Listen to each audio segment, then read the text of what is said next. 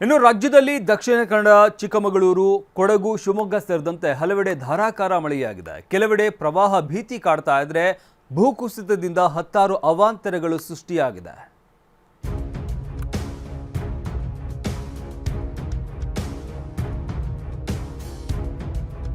ಜಲಾಶಯಗಳು ಉಕ್ಕಿ ಹರಿತಾ ಇವೆ. ಅಂಗಡಿಗಳಿಗೆ ನೀರು ನುಗ್ಗಿ ಅವಾಂತರ ಸೃಷ್ಟಿಯಾಗಿದೆ. ಜನವಸತಿ ಪ್ರದೇಶಗಳಿಗೂ ನುಗ್ಗುತ್ತಿರುವ ನದಿ ನೀರು. ಕುಮಾರಧಾರಾ ನದಿಯಲ್ಲಿ ತೀರ್ಥ ಸ್ನಾನಕ್ಕೆ ನಿರ್ಬಂಧ. ಹೆದ್ದಾರಿ ಜಲಾವೃತ, ಸವಾರರ ಪರದಾಟ. ಇಷ್ಟಕ್ಕೆಲ್ಲ ಕಾರಣವೇ ವರುಣಾರ್ಭಟ.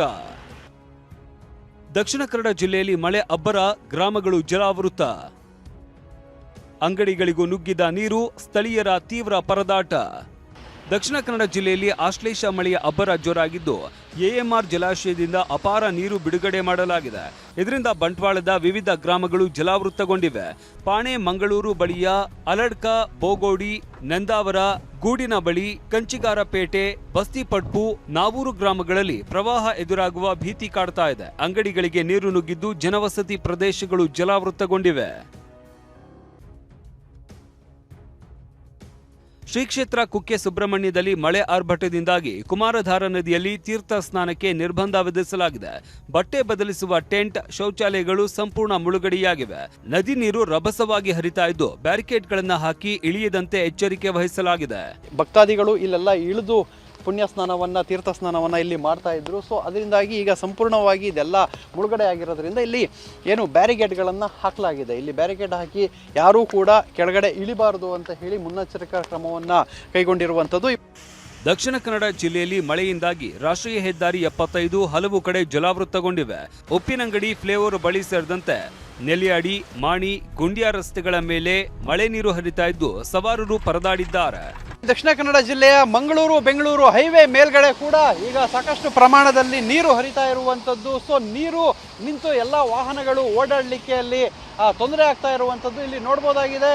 ಏನು ಸಣ್ಣ ಸಣ್ಣ ವೆಹಿಕಲ್ಗಳಿಗೂ ತೊಂದರೆ ಆಗ್ತಾ ಇದೆ. ಹಗಲು ವೇಳೆನೇ ಏನು ಲೈಟ್ ಹಾಕೊಂಡು ಬರುವಂತಹ ಪರಿಸ್ಥಿತಿ ನಿರ್ಮಾಣ ಆಗಿರುವಂಥದ್ದು.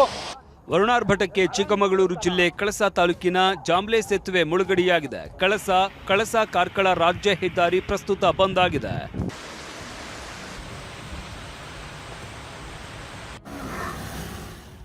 ಶೃಂಗೇರಿ ತಾಲೂಕಿನ ಕೆರೆಕಟ್ಟೆ ಭಾಗದಲ್ಲಿ ಅಪಾಯದ ಮಟ್ಟ ಮೀರಿ ತುಂಗಾ ನದಿ ಹರಿತಾ ಇದೆ. ತುಂಗಾ ನದಿ ಪಕ್ಕದ ಕಪ್ಪೆ ಶಂಕರನಾರಾಯಣ ದೇಗುಲ ಮುಳುಗಡೆಯಾಗಿದೆ.